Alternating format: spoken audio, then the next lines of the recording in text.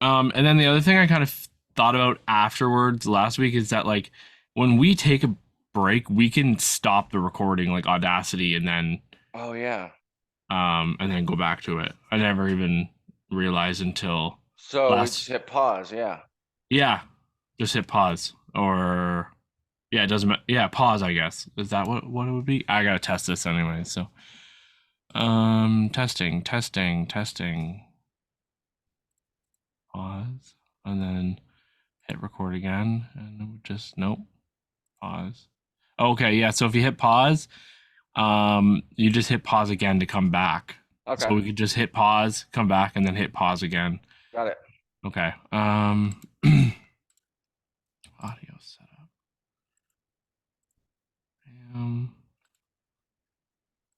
And tonight I'm going to see what was it called? Sound of silence. The sound of silence. Sound of No, Violence? it's that one I sent you with the guy who said he's having trouble with it at his Oh, theater. Sound of Freedom. Sound of Freedom. Gotcha. Gotcha. Okay.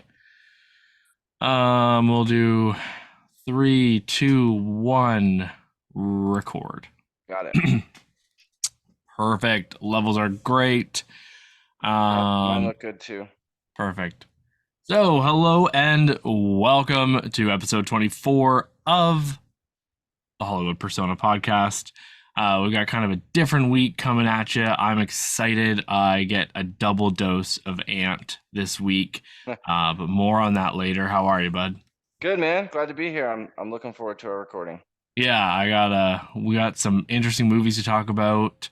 Ant actually caught the little black box of movies this movie this week, which was 500 Days of Summer, Yeah, I want to submitted try and get by. better at that, Mitch. I want to keep trying to do that because these are movies I want to see, and I was just telling you that now I have an iPad, which makes it easier to watch at home because my whole thing with watching movies at home is that I have such a hard time sitting still for a whole Mm-hmm. movie. Mm-hmm. So if I can walk around the house with this iPad, it'll help Yeah, me be able to finish movies. especially movies like 500 Days of Summer, where you Yeah, don't necessarily need a big screen. You right. don't. It's. But yeah, so we got 500 Days of Summer coming, and obviously we've got the big and the sexy Indiana Jones and the Dial of Destiny. We have both seen. I Yep. have finally seen the past lives. It has been getting a lot of talk. A24 film, right? It was Yeah. A24, yeah. So it's been getting a lot of discussion. We're gonna finally both talk about that. Ant has seen Everybody, a documentary, and God is a Bullet out in theaters now, both of those. And Of course, we're going to talk about 500 Days of Summer. And I'm just going to talk about two of my monthly pick movies that I was assigned at the beginning of the year. I'm going to talk about Selena, which was my May movie, and then I'm going to talk about Harold and Maude, which was my Oh, June great. movie. Selena was assigned by John Barch, and Harold and Maude was assigned by Mr. Bruce Perky from Cinematics Podcast. So I'm going to talk about those, some older movies. So yeah, we got a lot going on. Um, Cool. you actually, we'll get right into movie news here. We don't got a ton, but you actually just sent me this. Some Yeah. very sad news. I did click the link, but now I don't remember if there was a cause of death. Did you? I did. I read it and I didn't see it. No. Okay, I so don't know what it Robert De was. Niro's grandson, Leandro De Niro Rodriguez, who had an acting credit in A Star Is Born, has died at the age of 19. So I'm assuming more will come out about that. I don't know what happened. Unfortunately, when it's someone young and famous like that, you immediately your mind turns to drugs and stuff. Yeah, So or suicide I or hope, yeah, I hope it wasn't that. I don't know, but anyways, that's some kind yeah, of. it's sad. And he just had a baby, so it's wild that Oh no. remember he had a kid that Hmm. was news like a month or two ago that he's like 81 and just had another kid. Oh, De Niro had a kid. Yeah, yeah, yeah, Yeah, yeah, yeah. yeah. I Yeah, thought no, you not meant the actor. No. okay. Yeah, De Niro just had, yeah, another baby. And this news has just kind of affected me all week. Oscar winner Alan Arkin has passed away at the age of 89. I know he's 89. Like, I just felt like he has seemed like he's been in his 80s for 50 years. Yeah, the whole time. Kind of like Michael Caine. I've seen him as old Right. like my whole life. Right. So Arkin won an Oscar for his role in Little Miss Sunshine, and he has been nominated 4 times. The Tony and BAFTA winner was also a 4-time Emmy nominee, recently lauded for his performance in the Netflix show The Kaminsky Method, where he Mm, worked alongside Michael Douglas. Um, excuse me. He was also known for his roles in Argo, Glengarry Glen Ross, Edward yeah. Scissorhands, Get Smart, and So I Married an Axe Murderer. Uh, Fucking love that guy.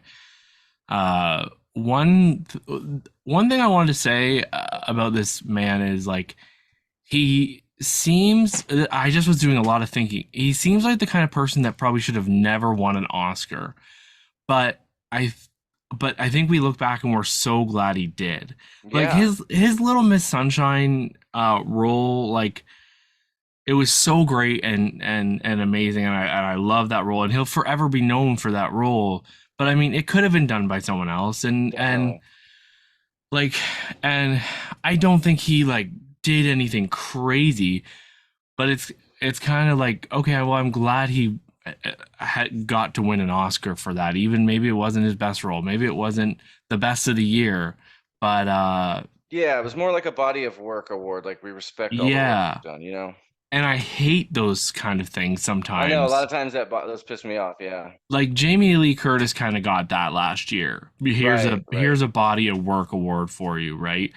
Because for Yeah, her everything right, because her everywhere. role, yeah, of everybody and everything everywhere, Yeah. it was really small and she didn't do as much as everyone else. Yeah, and so I just kind of so there's part of me that's like, well, maybe the body of work awards are a good thing, because then now we've got Alan Arkin, who's won now, and he's passed away, and we can say he's an Oscar winner, and Yep. I think he deserved it.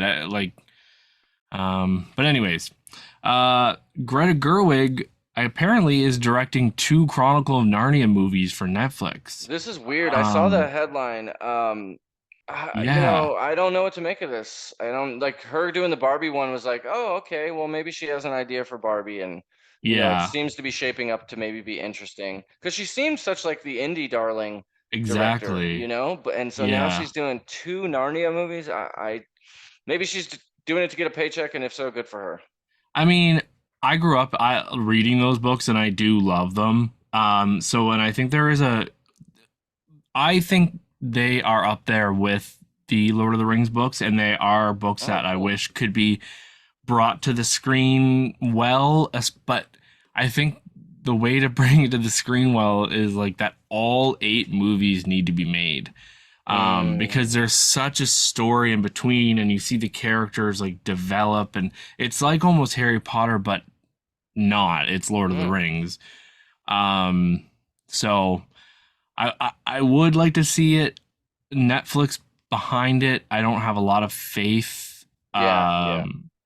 Anyways, Dune Part 2 trailer was released. I don't know if you. I think I That's what you sent it sent to me, you. right? Yeah. Yep. Yeah, did you watch it? Because I I did. didn't. I clicked Okay. through it. I clicked through it. Yeah. And I mean, we basically say it on every episode that Yes. I'm so excited for this. I can't get any more excited. So This is like the Dune podcast. So yeah, yeah. yeah, we so anyways, uh take a look out for that. Speaking of Greta Gerwig, the people at Mattel are looking to make an adult Barney movie in the style of A24. I saw this and I thought it was a joke.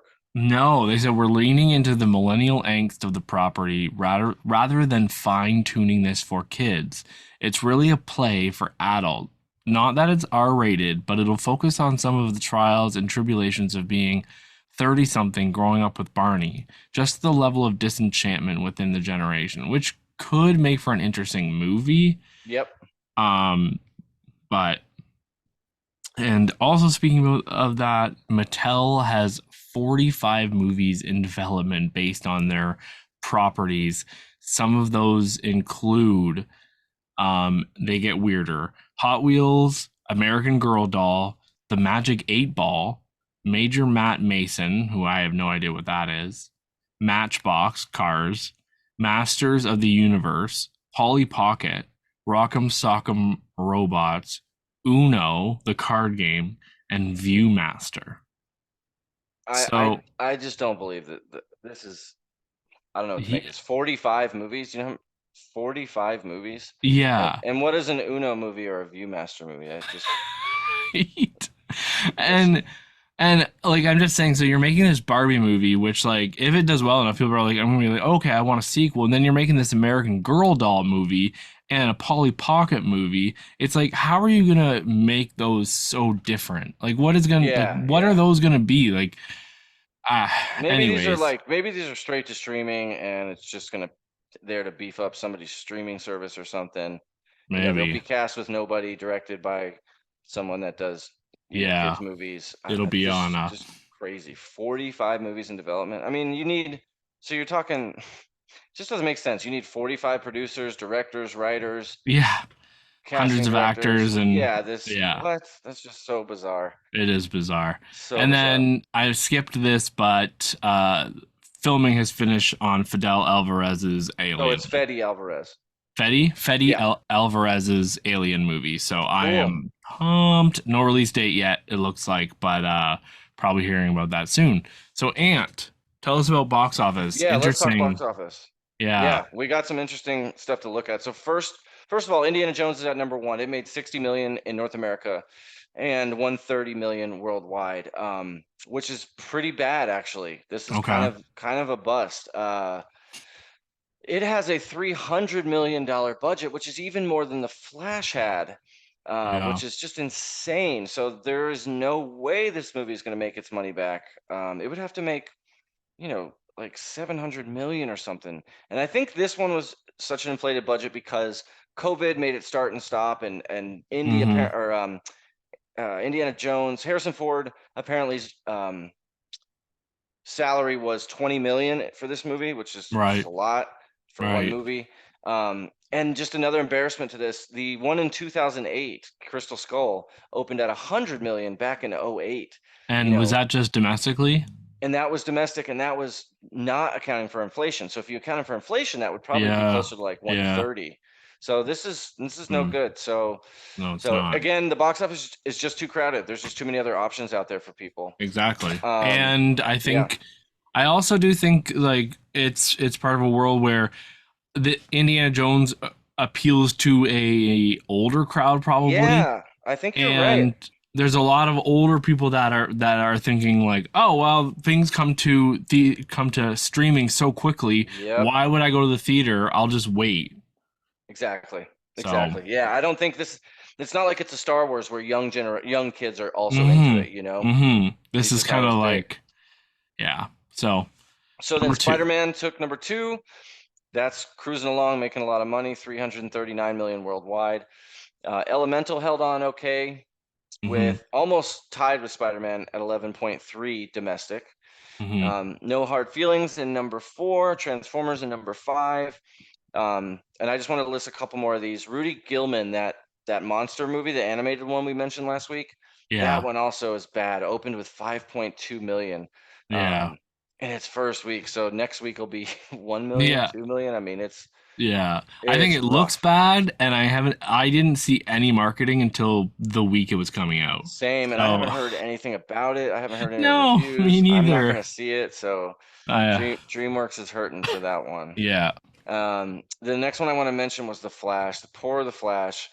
In its third week, it hasn't even crossed 100 million worldwide, which is just crazy. Crazy how bad that movie bombed. Wow. Yeah, yep. And then Asteroid City right behind it at number 9. Um, but that one wasn't expected to make bonkers money. Yeah, so the real story for the box office here is Indiana Jones opening way lower than expectations, and then The Flash continues its downward spiral. Yeah. I I'm really curious to see what the Marvels does. That's really gonna show me if people are just kind of done with all superhero movies, or just they've kind of pushed the DC shit aside and Yeah, just I yeah. don't know. I'm I interested. finally saw the trailer for it because I went to see Indiana Jones with some family and friends, so I was kind of Hmm. forced to see some trailers, Yeah, and it just doesn't look that appealing to me. yeah. But I hope it's good. Me too. All right. So we are gonna start off with our reviews: Indiana Jones and the Dial of Destiny. We both saw this, directed by James Mangold, written by four writers here: Jez Butterworth, John Henry Butterworth, Dave Koepp, and James Mangold. Um, Starring Harrison Ford, Phoebe Waller-Bridge, Antonio Banderas, John Rhys Davies, Toby Jones, Boyd Holbrook, Ethan Isidore, and Mads Mikkelsen is in there. So, um, Indiana Jones. So he is now it is 1969. He is kind of he wants to retire, or I don't know if he wants to retire. Kind of they more want him to retire, but uh, he's trying to fit in with the world. And well, I guess where does it? I gotta kind of remember where it starts. Sorry, I'm so it the first like Oh, sorry, I was on mute. It starts in the flashback where he is de-aged, back at the ending yeah of World War II. yeah so it's the yeah and I kind of like that it was like the ending of World War II. The like basically the Nazis know they've lost. Yep, um like the fall of Berlin, and Indiana Jones has been captured by the Nazis in it's 1944, along with Basil Shaw, who's played by Toby Jones, a buddy yeah, of his, another Oxford professor. They are attempting to retrieve the Holy Lance of Longinus. It's this knife that was apparently the knife that first drew blood from from Jesus, Jesus, and right? yeah. Anyways, um, they are on this train, and Mads Mikkelsen is a Nazi, and he has part of this dial that's called the Antikythera mechanism. It's like a dial, and there's one half of it that he has, and it goes missing, I guess, right?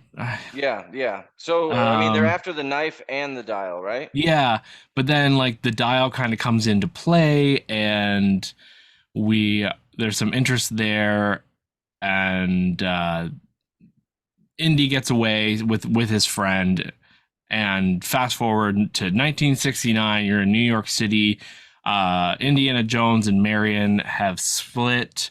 Yep, I don't know if this is a spoiler, but they kind of explain what happened to Shia LaBeouf's character. yep. Um, 1 second.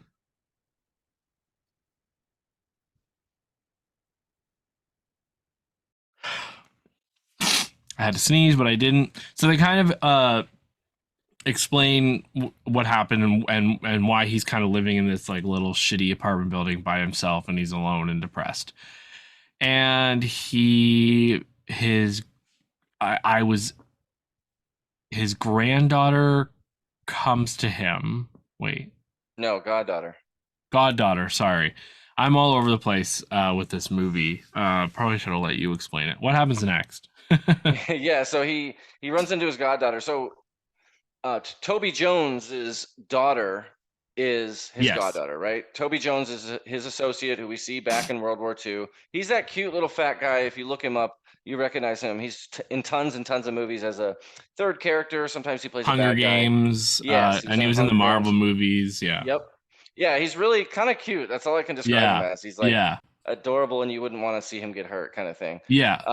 So he was obsessed. Toby Jones was Mhm. obsessed with this device, this dial of destiny that's in the title. Yeah, And it kind of drove him crazy, took his life over.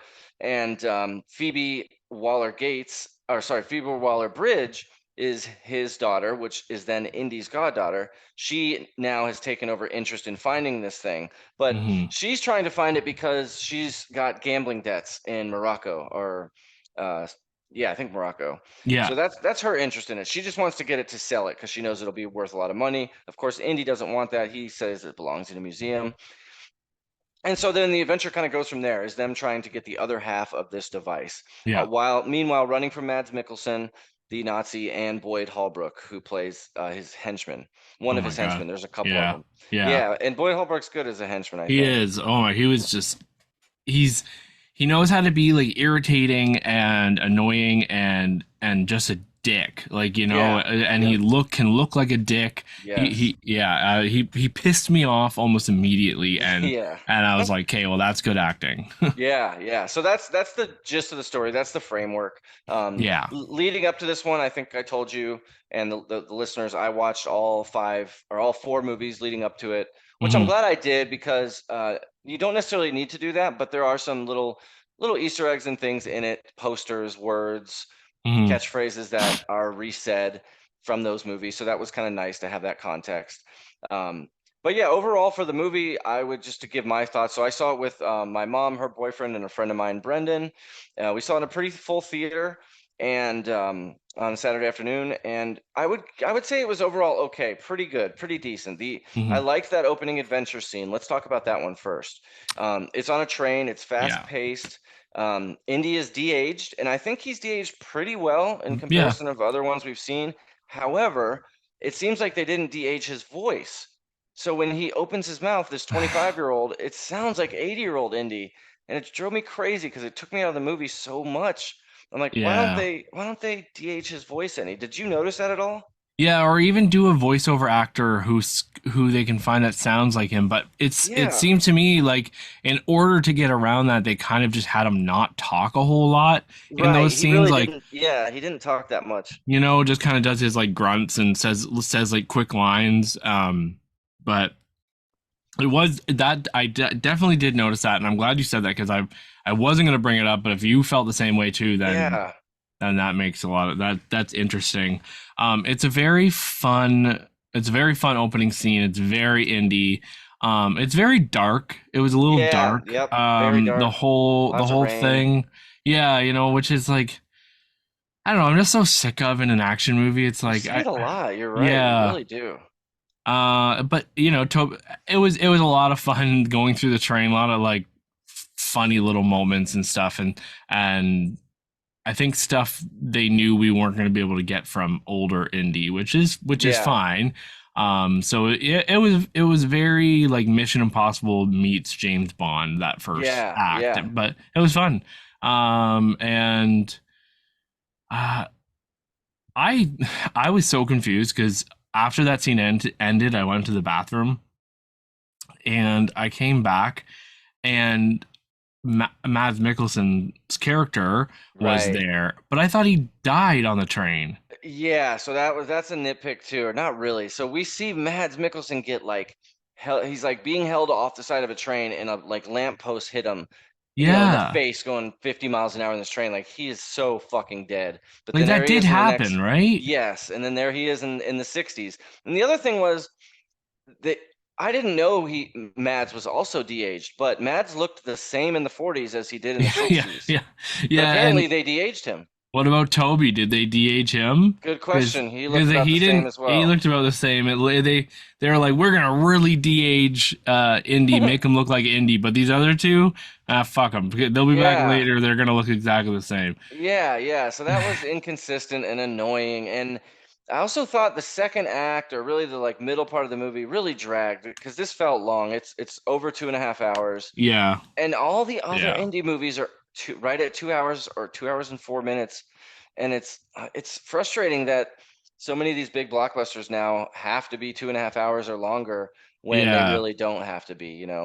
Well, and it seems like maybe if like you're, especially with the way the box offices are working, maybe make a shorter movie then because um if you're not going to make the return on your investment, Yeah, maybe a shorter movie is the way to go. you And could have more showings per day. yeah, none of us are complaining about short movies. Nobody. None Right. of us, like, if it was an hour and a half or hour and 45 minutes, we'd all be like, okay, thanks. Like, Yep. as long as it's good, Yes. like, there's, Same. I don't know. Same, yeah. And So, and where it goes, I'm not going to spoil anything, but I mhm, want to say this to anyone that's listening that hasn't seen the new one yet. If you had a problem with the ending of Kingdom of the Crystal Skull, where it gets kind of fantastical and kind of out of the realm of archaeology, you might also have the same problem here. There's something that happens that yes. kind of takes us a little step further than you would in archaeology, and um, it's a device that we see in lots of movies these days. And I thought, like, oh man, they're gonna do that like for an indie movie. Didn't we? We've just seen that in this movie, this movie, this movie. Um, they do it pretty well, and they do it a little differently. At least it So was fun and they yeah, had fun with it and it was interesting and it was well done. I think I'm yep. definitely a little higher on this movie than you. Sorry, Okay, good. not to cut you off, but just No, I want to def hear it. Yeah, definitely a little higher on this movie. I had fun and my dad had fun. I took my oldest son. He I think he was a little bored at parts, but he did enjoy it overall. Um, I think he wants to watch movies that like older movies that dad's interested in, but um yeah. because his brother and my friends took his brother to see Elemental in the theater Oh, next. So that's right. we yeah. Um and we all really liked it. Good. But it definitely was missing something. It needed a little more oomph, like a little and the whole time you're thinking like is that ending gonna happen? Are they gonna do that? Are they really Mm-hmm. gonna go Mm-hmm. there? And then spoiler alert, but they do. I'm not gonna say what, but they go there Yep. and and I didn't hate it. It was just shocking that they would go there after the reviews from Crystal Skull, Yeah. Yeah. Yep. and how like people didn't like the fantastical elements. Yeah. Yeah. Yep. um but yeah. Agreed. And I did like. I guess I like the ending, like the overall very very ending, how everything ties up. Um, Mm-hmm. I liked Phoebe Waller-Bridge's Me too. character. She was cool. There's a short round. Uh, the little kid. Um, I don't know if his name's on here. He plays the role of short round, and Basically, yeah, he can fly a plane somehow instantly. So there's lots of that was really weird. lots of conveniences. So it's either you roll with it or you don't, kind of. So I Yeah, I definitely liked it. I mean, I rated it favorably, but I can't see myself watching this again anytime soon. Um, and I guess it's a good cap to the whole series. yeah. I think you know what I think it set out to do what it needed to do. It was a good ending, like you said, a good finale. Ethan Isidore, Oh, that's him. as Okay, yes. Teddy Kumar, Helena's young Moroccan sidekick in Tangier. Unibrow boy. Yeah, he wasn't bad. He was fine. Yep. But what's weird? Okay, hold on. What's weird about him is he's not Phoebe Waller's son, Mm-mm. but he is with No, them. Like he tried I to don't steal know. some. He tried to steal something, pickpocket her, and now all of a sudden he's living with her. Like, where are Yeah. his parents? I don't know. Maybe I missed it. Yeah, some things were like in such a long movie, there were some things that just weren't developed enough. Like, I don't think the relationship between Indy and Phoebe Waller-Bridge was developed enough and kind of an understanding. And like they tried, but it didn't necessarily work for me, but I did like her. She feels more like Han Solo than Indy. Like Very because much so. she's more like about the money, like the smuggler, and then it's so interesting to kind of see Indiana Jones, uh Harrison Ford play his Indy character against somebody who is basically Han his Solo. Han Solo Yeah. character. Yep. um so I Agreed. found that intriguing. But I mean, it's it was fun. I had fun, but like again, I'm not screaming from the rooftops. It's a good 3.5 movie, I think. Yeah, And I'd probably give it 3 stars. Is what yeah, I would give it. Just barely recommend. So yeah, yeah, that's kind of all I have to say about it. me too. Yeah, that's all I have to say. It's I, decent. It's worth a watch. It might even be worth a watch streaming. The stuff I went and saw it in one of the Dolby theaters that I've talked about before, and yeah, there's a chase scene where they're in little, what are they called, tuk-tuks, the little tiny carts with two yes, wheels. Um, yes. that was fun, and like I said, the train scene was fun. There's some aerial scenes with planes, Well, so yeah, that's the one. Like the two things I have written down. How is Mads Mikkelsen still alive? And this stunt work is great. That's yeah, what I have yep. written down. Like the stunt stuff, like through the streets and everything, was really well Oh done. yeah, with there's a ticker tape parade, and Indy's on a horse throughout it, and that was fun too. Yeah, like there's some pretty good stuff here. I think yeah. Anyway, that's probably it. That's probably Yeah, all we need yep. to So that's say. Indiana Jones. You gave Yeah. it 3.5. I give it 3. Yeah. Cool. What do you want to do next? You want to do the next one that we can do together, or Sure. should? Okay, so We'll do next one past is, lives. yeah, past lives. Okay. So this is one that I saw way back in like April. I got lucky in that I got to see it at the Chicago Critics Film Festival when I was still living in Chicago, Mm. and it was one of those. I want to tell the story of this movie. So it was at that film fest. It had gotten huge acclaim out of Cannes, and so everyone wanted to see this. And me and a friend in Chicago who's big into movies that I worked at the theater, um, he was like, "Oh, Aunt, look at this! The music box is showing Past Lives. Do you want to go?" It was like a Tuesday night at 7 p.m. I'm like, "Let's do it, let's do it."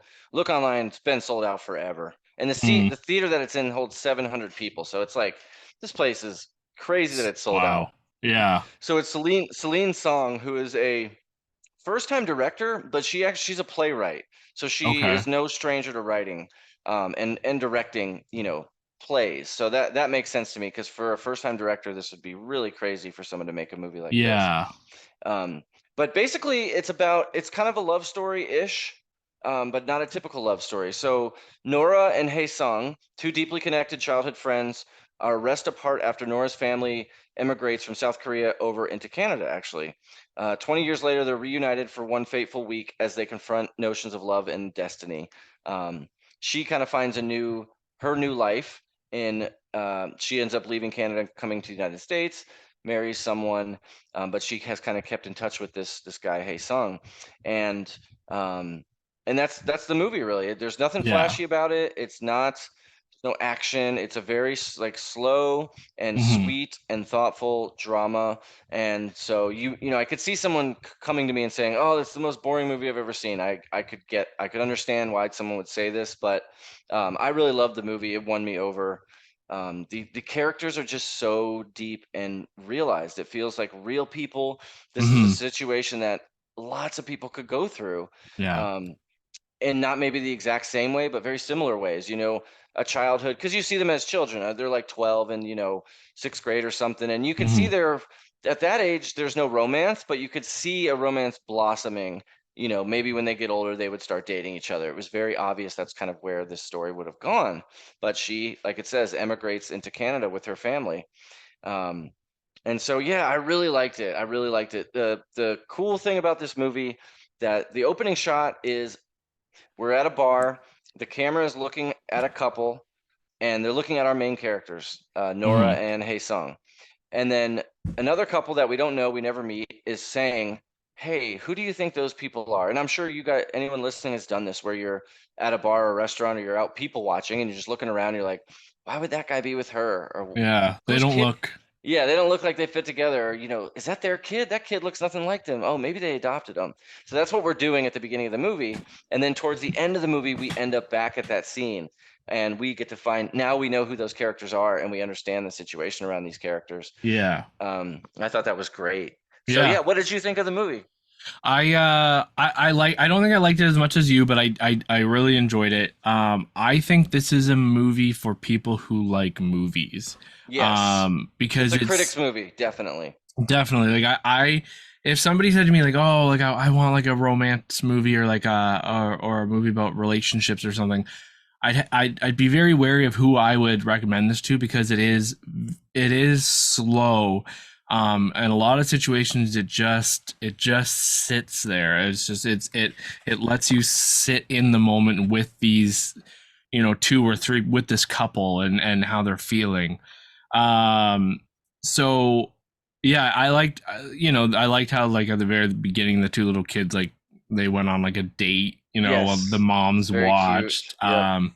But like, this is, I think, this is borderline a tone poem. Yeah. I don't think it is completely. It's got enough going on where it's like not like an indie, Right. like, porn tone poem, but it's and it definitely feels like two movies, like Nora with Nace, Hey, what's his song. name? Hey Sung, and then Nora with when she meets Arthur, Yep. and then there's two different stories there, and you're watching these two kind of love stories, and it's not a love triangle. It's Right. It's not different. it's Yeah. right. It's you could call it a love triangle, but it's Right. not, because Yep. everyone in this situation is so adult about Yeah. everything. Yeah. Yeah. Um, and it just become honestly, the movie becomes a look at romantic films, and to me, like, I just was like, this movie feels so not self-referential, but like, so like, um it's basically just, Reflective. What are you yeah, trying? it's saying, like, we are a romantic movie, but this is like what would happen in real life. Yeah. And Yeah, to me it felt realistic, and I love the very ending. I won't realistic. spoil it. I love when Yes. movies end this way because a typical rom-com would have ended a totally different way. But the way this Yeah. ends, and kind of like how La La Land ends, it's like, okay, this is a real life story. And when Hmm. I saw it, I got to see the director do a Q&A afterward, and she came on stage and explained how this is kind of biographical for her. She had a very similar Mm. situation with her, and so that makes a whole lot of sense. And she Um, is Korean Yep. or Yeah, Asian, of she's Asian Korean. descent. Okay. Yep, she was South Korean, and yeah, I thought it was great. I thought the period detail was nice. Like when they were first talking, they were using Skype because that's what you used back in 2008 or whatever. Yes, I was trying to get a handle on the time periods, like, Mm-hmm. once she originally came over, and then Skype and everything, and then I think it finally does end up in present day, or at least 2020 or something like that. Yeah. Yep. It does. It does. And Um, so, like I said, it's very slow, so it doesn't have a giant mass appeal. Um, I don't see this one at the Oscars. Maybe for foreign language, but I don't see it reaching Best Picture. so I think it might Okay. only because it's a critical darling. Okay. I think it might, maybe not Best Picture, but I could see either the script getting recognized or the director getting recognized. Well, there's only 5 spots for director. I don't know. I got a feeling that it's got a shot. Yeah. I got a feeling Like, it's got a shot. I had two people, like a couple, I think they left half an hour in. Yeah, yeah. They just got up and left. I wouldn't recommend this to my mom, my sister, my No. dad. Like, it's really a tough, this is really only for film people, for movie Yes. people, people that see lots and lots of movies and want Because something I gave different. it a 4 star on that alone, just how much I enjoyed, like, the how much it subverts the genre, Yeah. and when the new fiance or husband or whatever, when he comes in, Arthur, you even the guy they got to play him looks like he could be a complete dick or an asshole, Yeah, but yeah, he really did. he never becomes that. No, he's totally He understanding and exactly. And supportive. yeah, and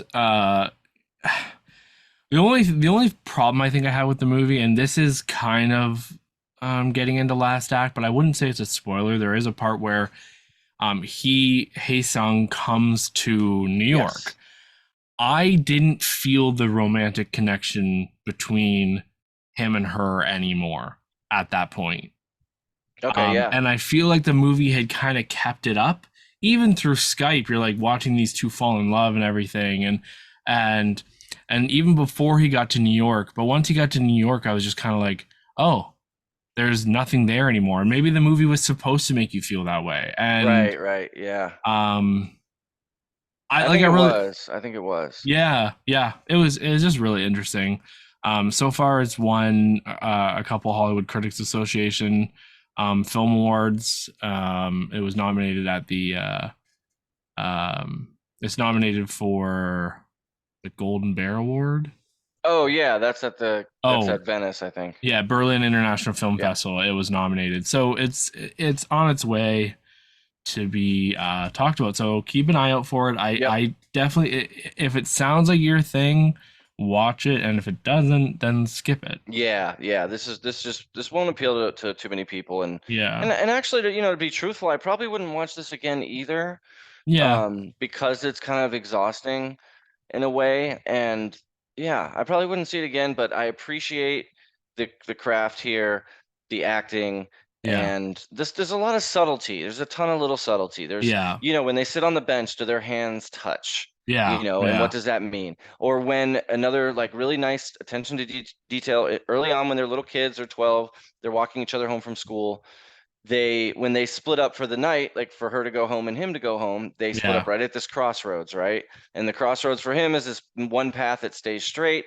hers kind of goes uphill, and that's yeah, her going to a different place. And so there's lots of metaphor in there. And yeah. again, that's a director that kind of is paying attention and doing attention to detail. So When so yeah. the cinematographer or the director, whoever, found that section with the stairs that go Mm-hmm. up, and she was probably like, "Holy fuck, this is perfect." Yep, I don't know yep. if she just stumbled upon that, but you could build a whole movie Yeah. around those steps, and this Yep. movie kind of does. Um, the other thing I was gonna say is like it shows how like you can like the love you can have for other people, or it shows like the sorry, I'm just getting Advil delivered to me because I have a little bit of a headache. um it shows like the love you can have for others, and like how like you can, so like the different types of loves, and Yeah. how you could still be in love with someone maybe, and how, or how you're in a relationship, but you look back on past loves like, man, like that could have been something, Right. even What though would have you're happy happened? now. Yeah, just like exactly. just like in Everything Everywhere All at Once, right? When we see Hmm. the other worlds where what's her name is seeing herself as an actress and Kiwi Yeah, Kwan is something else. yeah, If they had never gotten married, maybe their life's paths would have gone completely different. yeah, And that's like a central question that's happening in this movie is, what if she didn't immigrate to Canada? What if she stayed? What would have happened? What would they have done? yeah, Their lives would have been different. Or even what if she hadn't met Arthur at that writer's retreat? yeah, Would she have still hung around and waited for Haesung, and he eventually would have come to the US for her? And so it's those misconnection things where like, what could have been if I stayed with this person? Or yeah, when I moved to Georgia, we moved into this neighborhood. Well, what if we looked at a different house when we moved here? What if I moved there? Would I have dated the same people? yeah, That's kind of yeah, what it is. It's like all what ifs. yeah. It's so I'm 4 stars. I could even give it higher. It's just that's just kind of like my rating. I wouldn't want to go Yeah, higher. that's pretty good. I'm 4.5. Yeah, and I think it's deserving of 4.5, 5 even, but I just can't go there. Yeah, and just looking on Letterboxd and looking at all the people I follow that have seen it, it's all like 4 star, 5 star, 4.5, Yeah, 5 star, yeah. 5 star. So the critics, the critics are obsessed with it. So Oh so yeah, yeah, so that's Past Lives. It's in theaters now, and it'll be on VOD, I'm sure, really soon because it's been yeah. making the rounds. So, do you want to do 500 Days with us together next, or should we do our independent movies? Why don't you do everybody? Yeah, this will be quick. Yeah. So we mentioned this. So this is Everybody. It's a documentary. Julie Cohen directed it, and it's pretty short. It's barely 90 minutes. We mentioned this as what was showing next week on our last week's show, and it reads like it's about a movie about trans people, and that's what I thought it was. But really, it's about people that are intersex, and that's what the I stands for in LGBTQIA. And Oh, I okay. had no clue what that was. No clue, nothing. I knew nothing about it, and it only follows three people, and I learned a lot. And I'm really glad I saw this, and I think everyone should see this at some point.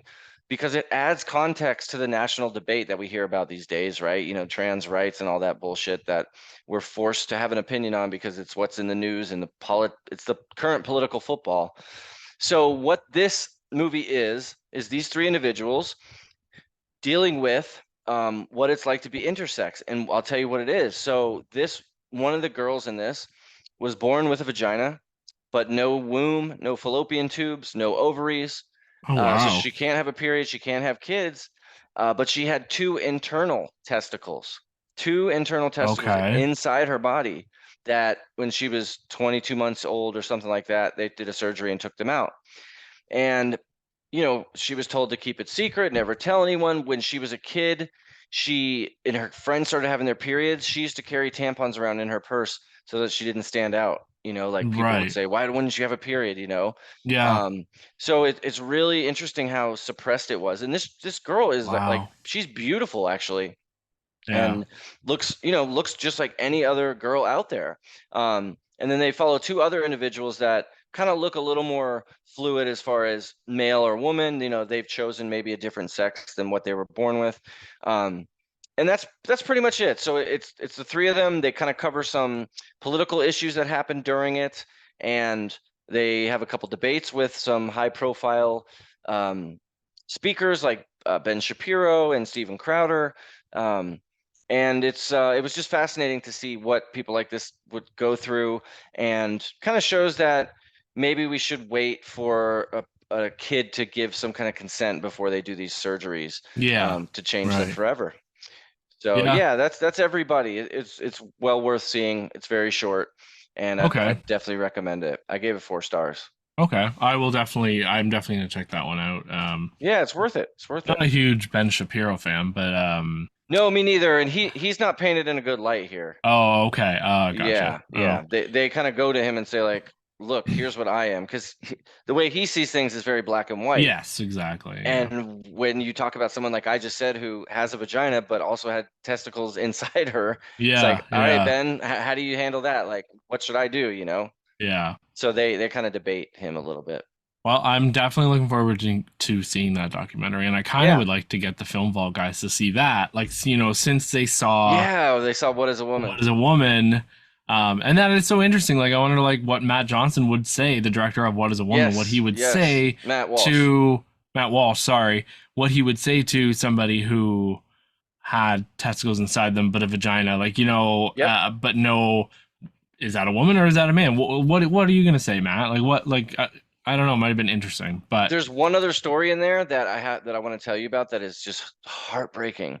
oh, Twin boys, 22 yeah. months old, they go to get circumcised. The doctor fucks up and circumcises one of the boys' penis all the way off, cuts the penis off completely Oh my God. by accident.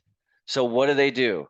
They give him a vaginoplasty to turn his remaining flesh into a vagina, dress the kid in dresses, never tell him. And now the twin boy moved to another state, and now instead of twin boys, they have twin son and a twin girl.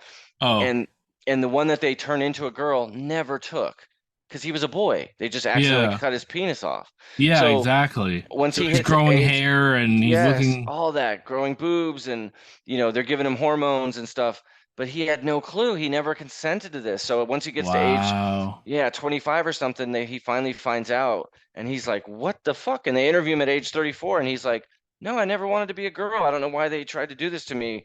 Is What they he, did." when they interview him, is he a man then? Is Yeah, he yeah, identifying as a man now? yeah, and he Yeah. looks he Okay. looks like you. He looks like me. He Yeah. looks just Yeah. like any dude in his 30s. So Okay. he's in this documentary as well, and it's Cool. fascinating.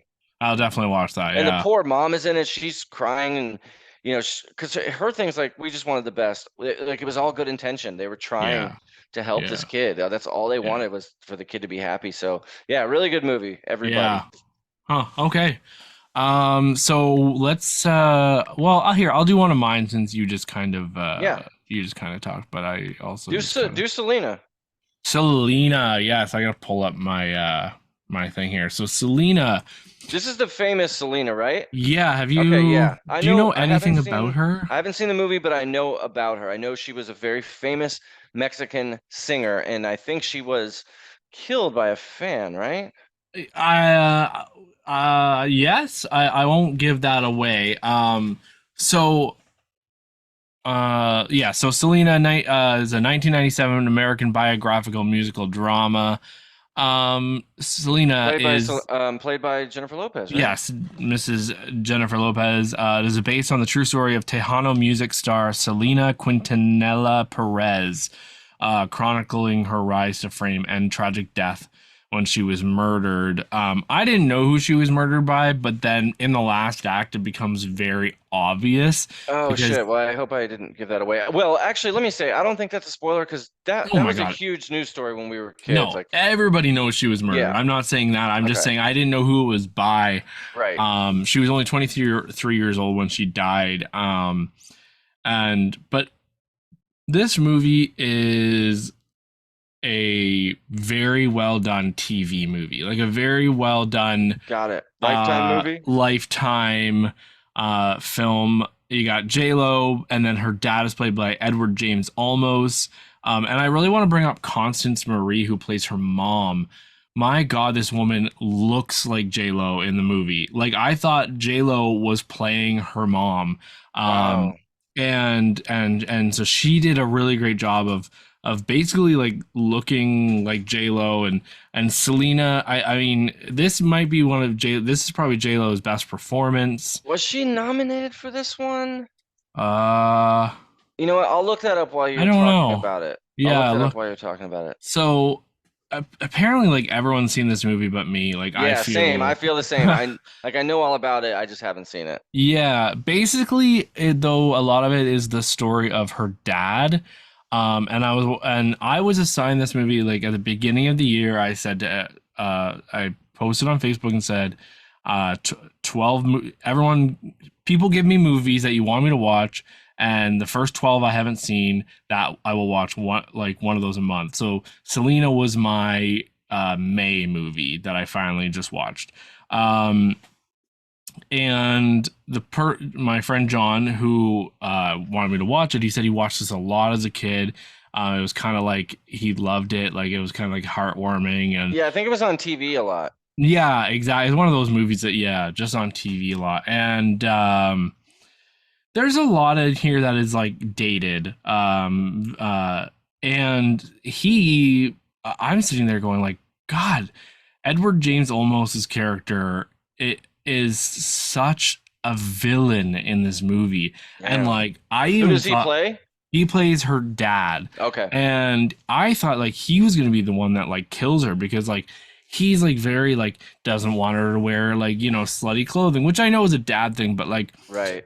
doesn't like guys start coming around. He like doesn't want her to be around guys, like very protective of her and her virginity, and like, like, and it's just I got very creepy, weird vibes. and Yeah. and my friend was like, what, where'd you get that from? And I'm like, look at it, it's so fucking weird. He's like the villain of this movie. He's um this family, like it's Selena, and she's got like two sisters and two brothers. She's got a huge family, and they're all like Mm-hmm. in the band, and they're like the happiest people you've ever met in your entire life. They're always smiling and singing and Hmm. laughing and running around. It becomes a lot. It's a very, very 90s movie. But I think it's very good, and by the end, like, you love Selena, you love you love the story, you want to see her succeed, and I think it's good. I just think it's a little dated, and maybe a little too like happy, like Too especially, cute. yeah, like a little too cute. Exactly. Thank you. Like, because by the end, I'm like we know where this is going, and this movie is just like shoving it in your face with like Mm-hmm. happiness and singing and dancing and love and everything. And So Lopez was nominated for Golden Globe for this. That's what I okay. was remembering. Hmm. Um, and when she signed on to play Selena, since it was so soon after Selena's death, the fans were like saying it would be offensive for her to sing her songs. So Yeah. Lopez learned to lip sync. Um, and was coached to lip sync her songs instead of providing the vocals, which she could Okay. do. So I Hmm. thought that was kind of interesting. And J-Lo lived with the family, the real family, for a while Oh, to really learn the role. Yeah. see, and maybe that's how the family really was. Like I don't doubt it. I doubt I believe that there's a lot of truth in this movie, but there's also not a lot going on. It's a pretty typical biopic. Yeah. What makes it really interesting is the dad angle, because it starts with how the dad was obsessed with music, and he always wanted to play, and he never made it So far he's probably because of jealous. Yeah. racism and when he was younger and stuff, and he's really jealous. But yeah, the other thing I will say is she learned to lip sync. Well, I thought she was like really singing at first. I had to look it up because the lip syncing is done so well. Like That's cool. J Lo did a great job. So that's Selena from 1997. What would you rate it? Four and a half stars. I think. Okay. It's like the best TV movie I've ever seen. Got it. Is Cool. what I will say. Yeah, and looking at it through 2023's eyes, as far as comparing it to other biopics, 1997, the music biopic thing hadn't been done to death yet. So, Exactly. you know, And I found that this one did some different things, in a way. Like cool. and they even used some real footage, and Oh, nice, nice. some footage on the day of like when she was killed, like, like the cops and stuff. So it was interesting. Awesome. Why don't you set us up for 500 Days of Summer? Well, here, why don't I do God as a Bullet, and then we'll do Or 500 why don't you, Days. yeah, do that? Yeah. Yeah. All right. So I saw God as a Bullet. This was one that was a unknown movie to both you and me. We Yeah. hadn't heard of it. I just happened to see it was showing in the theater near me, and then I saw that Jamie Foxx was in it. And I'm like, well, holy shit, what is this? And then also Micah Monroe, who we all know and like from It Follows. Yeah. Love And her. then she was also in The Watcher. I think you saw earlier this year or last year. Do you remember that one? Yes. Okay, yeah. So that's it. It was 2.5 hours, and it is extremely brutal and violent and bloody and rape and sex assault and shit. So it really was hard to get through and turned me off a lot. Oh wow. Yeah, I'm like kind of bummed out about it. So I'll say it up front. I gave it 2.5 stars. It wasn't that great. The movie thinks it's really cool, um, Mm. and it thinks it's so clever and it's smart and it's so hardcore, but it's really not. This feels like what like me when I was like an edgy teenager would make of like, yeah, this is the real life, man. So here's what it is. It's based on true events, and there's and a book with the same name that it was based on. Okay. So you have Vice Detective Bob Hightower finds that his ex-wife was murdered and his daughter was kidnapped by this weird cult. Tattoos, kind of down in the southern border, and they're like white supremacist type people. So his daughter's kidnapped by a cult. He's frustrated by the um, official investigation, so he quits the force completely and takes this mission on his own. He kind of gets into it, and he finds out that it's going to be hard for him to solve this himself. He needs a way in, so he finds Micah Monroe's character, who used to be a part of these scumbags, but is out of it now. But she can show him the ropes, show him the area, teach him what this shit's all about to try and find his daughter. Um, and Micah Monroe is apparently this cult's only female victims that has ever escaped. Um, and her name is Case Okay. Harden. It's a weird name, and she's all tatted up, face tats, Hard on the everything. case. She's a badass. You see her, I mean, like in the first act, you see her get beat the fuck up. Like this guy, and I just hate watching like grown men beat up women because he's like Yeah. obviously bigger than her, stronger than her. It's like, oh, you're so tough, man. You can really beat this small little chick up. And so Jamie Foxx steps in, like shoots his gun in the air, like, that's enough, man. That's enough. I don't know what Jamie Foxx is doing in this movie. He's in it for 3, 4 scenes, 15, 20 minutes, Does barely in he it at all. does he look okay? Like you said, He like he's sick, No. right, or something, so he doesn't look Well, I good. think this was filmed before that, but he does not Okay. look good. He has like Okay. he's black, of course, but he has like white patches on his face, like his skin is gross. He hasn't used lotion in forever. I think that's Oh. his character design, not him Okay. as a person. Um, Right. And so yeah, so that's Fox in it. Um, Micah Monroe's really good in it. She's great, and I'm like still She's excited great to. in everything. Yeah, I'm still excited to see what she does next. For her to pick, It Follows, The Watcher, then this.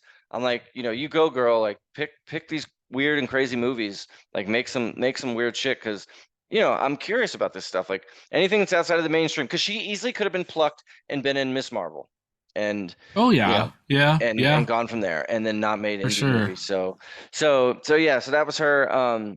The dialogue is goofy and again, it thinks it's so tough, um, and there's a few shots that I thought were clever and nicely done, like shots through stuff, through a shelf in a grocery store where we see her and the background's blurred and she's in focus even as she moves forward. So there's some Hmm. like thought put into the camera work, but yeah, this is definitely one to skip. Maybe see it on streaming if you're curious about the violence.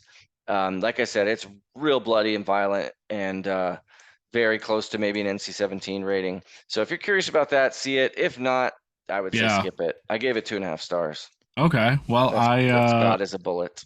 I might still kind of catch that. Like Yeah. it sounds like it either could be up my alley or I could be right with you. Yeah, for you, Um, for you, Mitch, I would say check it out. Like you yeah, probably need to see it. But for any listener, go back to what I just said about seeing it. If you're curious about the violence or the rest of the story, then see it. But if not, you can skip it because it yeah, has bad reviews, unfortunately, so it'll be forgotten quickly. yeah.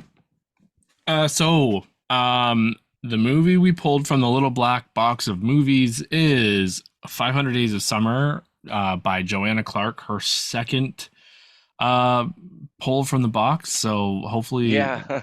that's lucky for her.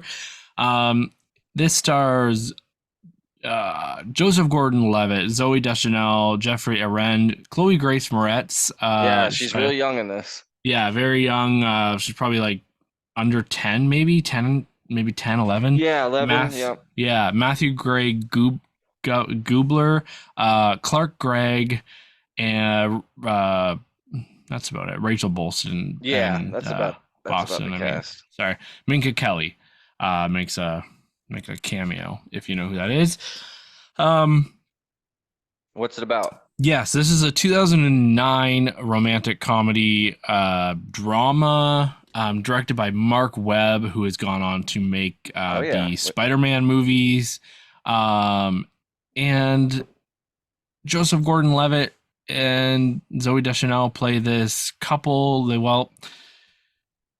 The beginning of the movie, you know that things aren't going well for them or they've broken up. It's really hard to like know what I can say spoiler wise or not, because um the movie is told in a non-linear fashion. It jumps Right. back and forth between they're together and then they're not, and then are they together, and it's like, so it's literally tells the story of Joseph Gordon-Levitt. He has 500 days with This girl named th- Summer. this girl named Summer. So it's 500 days of her. They're not together the entire 500 days. Like, Yeah, it jumps back and forth. Like, yeah, day 20 they're together, but day 400 they're not. And I don't think it's yeah, spoiling to say it follows their relationship as it goes through its ups and downs through these yes, 500 and days. yeah. This movie I found to be really good. I understand why so many people love it. I think it is a really um interesting look at toxic masculinity and soulmates and what certain people believe in a relationship and what other people believe. Hmm. This isn't a love story. In his eyes, it's a love story, but like, God, the whole time I was just thinking, like, I would watch like the opposite. I would watch 500 Days of Tom, and Right. to see it from her side, because she tells him right from the beginning, I'm not looking for anything, and then little things happen, and he takes that like, oh my God, that means we're together, and I don't know if they really are ever together, and it's it's not a love story, but he so badly wants it to be a love story, and he thinks this is the one. And God, there is something in this for everyone. I think anybody has been through parts of this, whether you're on her Definitely. side or his side. I think like it's kind of like I love this movie, but I also hate this movie because it's so kind of real and hard to watch at times.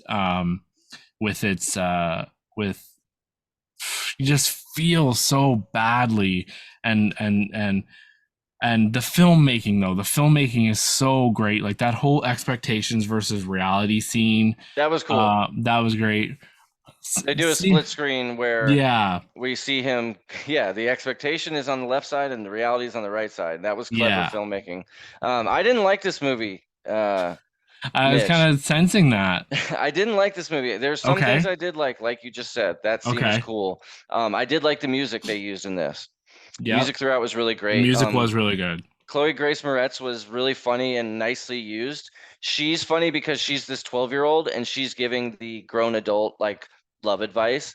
That And opening it's scene with her was yeah, yeah. And mint. she just kind of drops in a few points throughout the movie and it's like, how is she so wise, like knowing this stuff? But it was cute. It was What was funny. that Like, you just gave him? Vodka.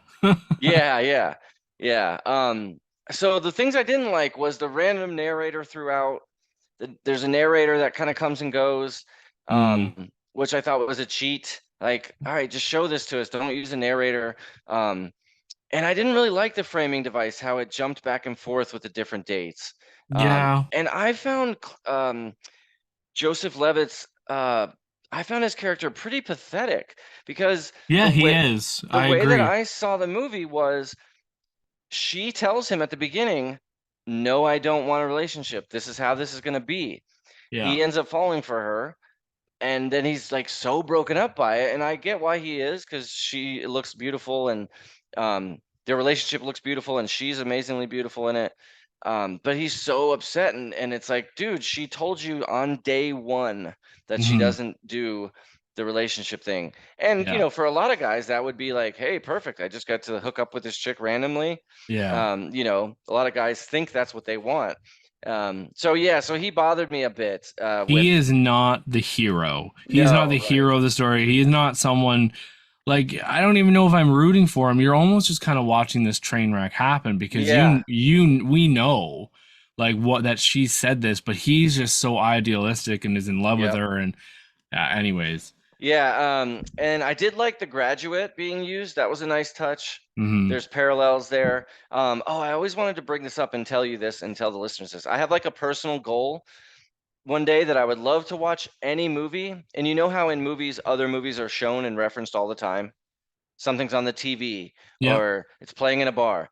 I want to get to a point where I can tell what movie is in every movie. Like the movie Mandy, when he's like freaking out and there's something on television playing, Yeah. or just again, any movie that's playing in another movie. I want to Yeah. be able to see that and be like, oh, that's such and such, that's such and such. And Yes. so this movie, I was proud of myself to say, oh, that's The Graduate. I know that movie.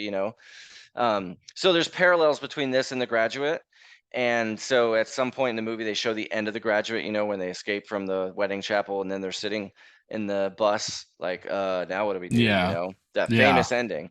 So I like that. That was a nice Which touch. works And so then well. What it like did. in contrast to this movie. Yeah, yeah, it was perfect. And then a thing I thought was kind of corny. So at some point in this movie, he meets another girl and her name is Autumn. You get it? Summer and Autumn. Like, I aha. mean, that was kind of that was at the very end of the movie and kind of like a tongue-in-cheek joke. Yeah, yeah, yeah. I don't blame it for doing that, but Me either. It wasn't that bad. So I still would give it 2.5 stars. So it's just barely below a recommend. And I can see why this was liked a lot in 2009. And maybe if I was younger and less cynical, maybe I'm like older now and like and like yeah, see like love like this as childish or something. I don't know. I think Um, because I am cynical and because I have seen this, I liked it more because that's funny. I was just like I was pointing out all the things he was doing wrong, Mm-hmm. and there might have been some times some things she did wrong or some things like there is definitely one thing near the end that she probably maybe should have told him. Yep, uh definitely. like so there's some things that like maybe she was doing wrong, but like it was just different. It was interesting for me to just I and I didn't hate the main guy, but like you said, he's pathetic. He looks like Yeah. he's barely we've seen this in a lot of movies since the guy who's barely been in a relationship gets into a relationship with a girl who has been in lots of relationships Yep. and knows the ropes of relationships, and the guy is kind of like, oh, what? Like there's even the whole scene where he's, she's saying like of the people she's been with, I was and just gonna say, he yeah, asks, he presses her, "Hey, tell me yeah, about your previous partners," and she's like, "Why? Why do you want to know that?" And it's like, yeah, of course, like you yeah, don't ask that unless you know you can handle it, and of course he can't handle it because now he's jealous. And it's yeah, like, dude, don't ask it if it's gonna bother you. And like she was right to say, exactly, like, no, it doesn't matter, it's not important, you know. So yeah, he was, I guess, a little too naive, like yeah. thinking he could handle this. And then he was so destroyed by he was so heartbroken, like the scene where he has that blow up scene at work in a meeting and quits. Like I'm just like come on, man, don't be that pathetic. Like keep work separate from your personal life. So But yeah, yeah, I think it's a very early example of what is so huge now, toxic masculinity, and what people talk about. I yes, think this is a very good example of maybe a subdued toxic masculinity, yeah, but yep, that, like, like that thing, like, especially like even when he punches the guy, like, yeah, yep, yeah, yep. I give this 4.5 stars. I really, Oh, really, good. I'm really glad you enjoyed liked it. it. Yeah, and I can definitely understand where you're coming from. I thought you actually might really like it, but You know what? I think this just hit me. I think if he was much younger, I would forgive it more. I I was think if they were thinking, like 18, then I'd be like, hmm, okay, they're young and dumb and they don't know the ropes of relationships yet, but like they're out of yeah, college now in like many years into their career. You should know this stuff by now. Like, is yeah, this, he's a handsome guy, so it's like, is this your first relationship you've ever dealt with? We know it's not, because at the beginning he's talking with his friends and they're like, you've been dumped before, you've dumped people before, it's like, yeah, yeah, so maybe if he was younger, I would have bought more into this, but either way, I'm glad that it worked on you. Um, yeah. and my complaints aren't that it was badly acted or put together poorly. I No, just didn't like the character that much. yeah, and I completely understand that. And Cool. I was actually thinking that earlier when you said that is he is acting like a Yeah, 17-year right. old. He really was. But anyways, I think I only have one more movie to talk about. Yes. And do you have anything left to talk about? Nope, I think we're No. done. Okay, Or I'm done. so I literally just finished watching my Oh yeah. June movie pick, Harold and Maude. I was assigned that by Bruce Perky. That was my June pick overall. Harold is a young man. I think he's 18 or 19. He's young. Like he's rich. He's obsessed with death. Him and his mom live in a uh, mansion, and she keeps coming in into rooms, and he has figured out different ways to make it look like he has killed himself. And Like this is 1971, right? yes, it's very dark for 1971. It's Uh, PG, by the way. is it really? Yeah, I mean, because 1971 Wow. PG was different. Because there's even some racy stuff later, but she comes into the room and he is hanging from the rafters, and he's even done his makeup so you can, like, his eyes are all bloodshot, like, and he's drooling, and she doesn't care, and you're like, why doesn't this mom care? And then you realize it's a fake out, and Mm. he continues to do this through the movie. He's kind of obsessed with death, and he shows up to funerals that he doesn't know the person who died, Funeral doesn't know. crashing. Yeah, he doesn't know anyone there. He just likes to go, and he likes to just chill. When he gets his first car, he buys a hearse, and then he drives that. Um, I think partly because he's obsessed with that death, and then partly because he uh, wants to piss his mother off because his mother is very luxury, wants him to meet a girl and settle down, Okay. or blah blah blah. Um, One day while funeral cat crashing, Harold meets 79-year-old Maude. at a random funeral.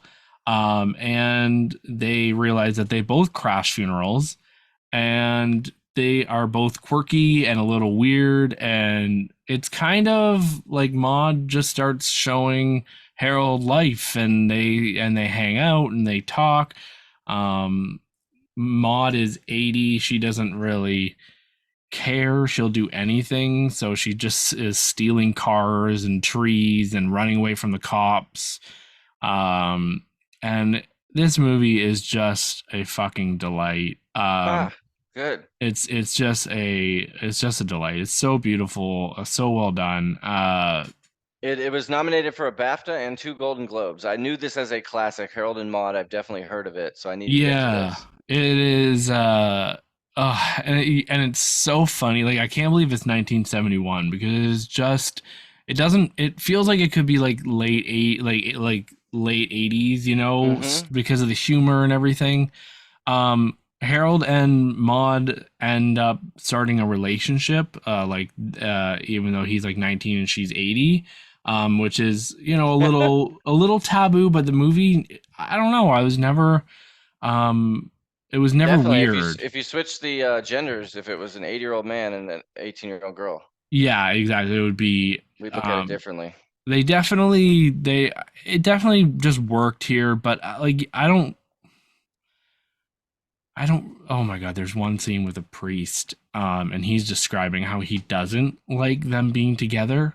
But because he describes it and he's like, I don't want to see your young, limber, handsome body against her saggy buttocks. And, Oh my God. like obviously he's attracted and I'm like, this in a 1971 movie. Yeah. So anyways, um, very excited. It was just released, not just, but it had a Blu-ray and DVD were released from the Criterion Collection in Oh, nice. 2012. I think it is really great. 5 stars for me. Damn. All right, I gotta see this. Thank you, Bruce, for finally getting me to watch it. I know Anderson and Brian both love this movie. Yep. It's a very like Romeo and Juliet. It's like a Romeo and Juliet bizarro comedy. So All and right. Romeo and Juliet are even Referenced. referenced. Yes, thank you. Bud Cort plays Yeah. Yep. Harold, who I don't really know from much. He is still alive, but looks like he retired in 2015. He was in Heat, Dogma, Coyote Ugly, Oh. MASH. I don't know, but yeah, he. Anyways, um, All so I right. So just do you got want to pick from the box, or do you want to do yes. the? We'll Okay. pick from the box. Yeah. So the last one was Joanna Clarke. That's probably annoying to listen to. So the box movie is Hell Comes to Frogtown Haven't from heard of nine it. from 1988. Put in the box by Tom Lockhart.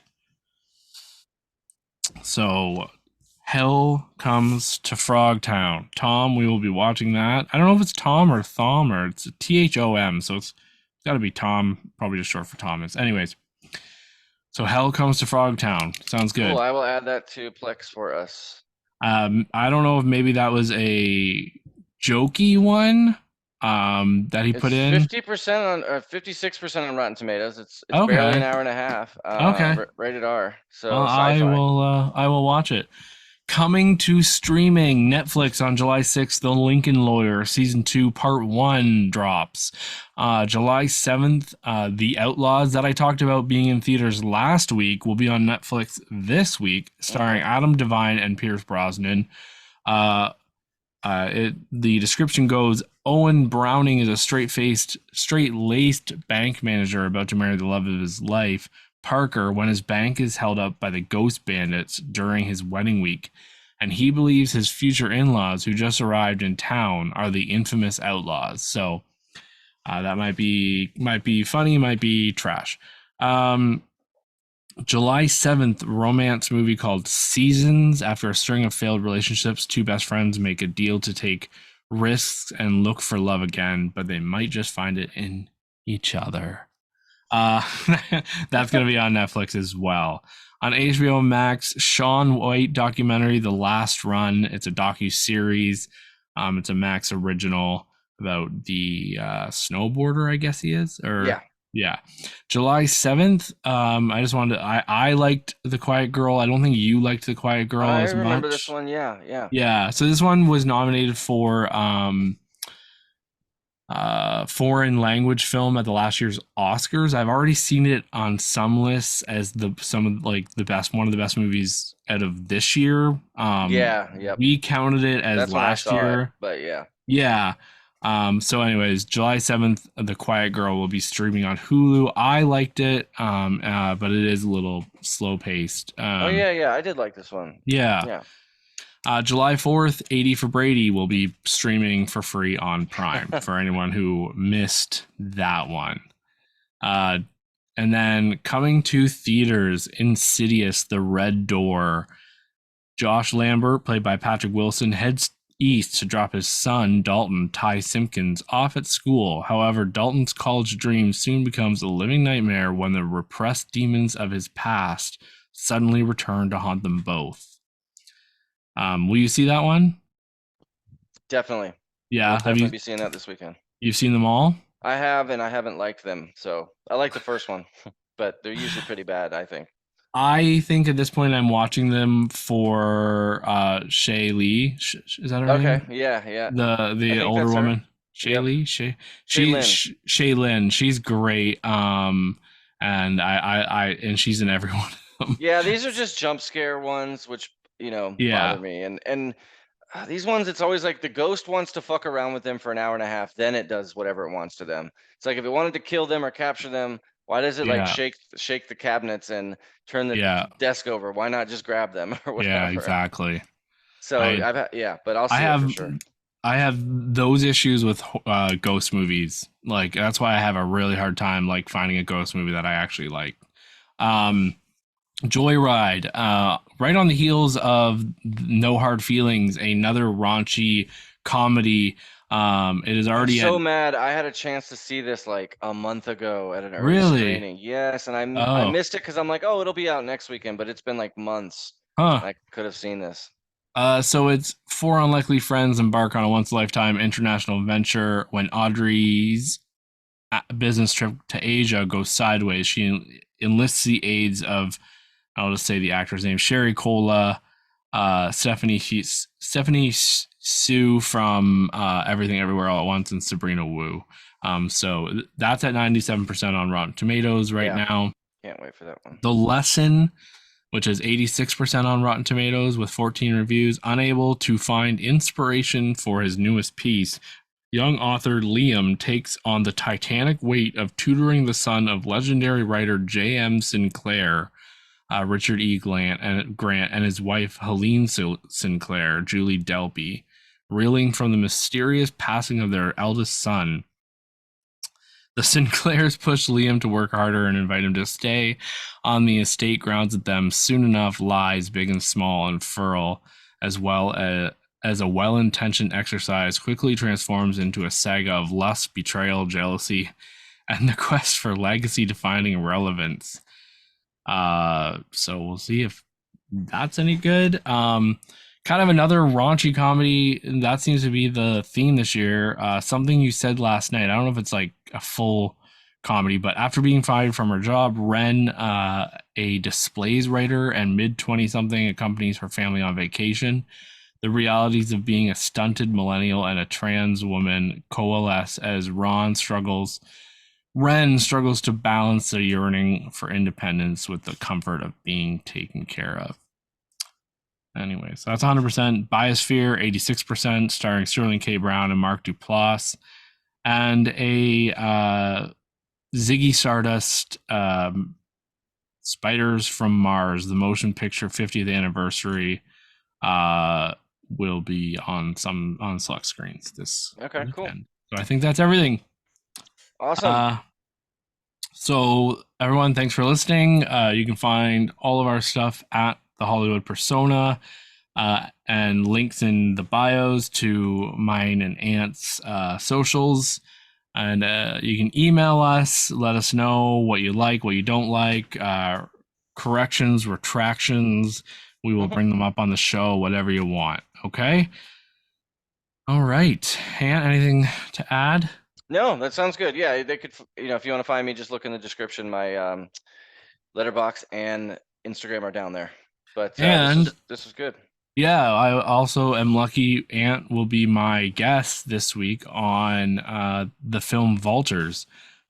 Seeing as Ant is a film vulture himself, he is going to have lots to add there. We're basically going to go over our top five. Oh yeah, Uh, that's a good tease. Yeah, yeah, top five movies of the year so far. the year so far since we are at the halfway mark through 2023.